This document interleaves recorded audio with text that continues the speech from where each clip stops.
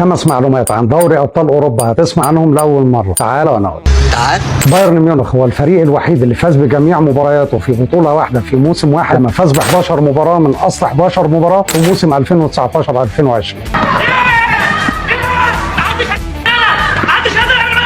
اليوفنتوس هو صاحب الرقم القياسي في الفوز بالمركز الثاني في نهائيات دوري ابطال اوروبا، فاز بيه 7 مرات، ويليه بنفيكا البرتغالي وبايرن ميونخ الالماني برصيد 5 مرات. مفيش حاجه تفرقنا عن بعض ابدا. ريال مدريد هو صاحب الرقم القياسي في الفوز المتتالي بكأس دوري ابطال اوروبا من موسم 1956 لموسم 1960 برصيد 5 مرات متتاليه.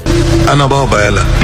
ريال مدريد هو صاحب الرقم القياسي في احراز اكبر عدد من الاهداف في مباراه نهائيه، لما فاز 7-3 على انتراخت فرانكفورت في مباراه 1960. كمان واحده والنبي يا ريس، كفايه بقى ده كمان واحد. ريال مدريد هو صاحب الرقم القياسي في التأهل المتتالي لدوري ابطال اوروبا، لما تأهل من سنه 1997 لحد موسم 2024 في 27 مره متتاليه، ويبقى ريال مدريد هو صاحب الرقم القياسي في كل انحاء اوروبا. أني الفلوس اللي ملهاش آخر، أني العلاقات اللي ملهاش حدود، أني الإجرام.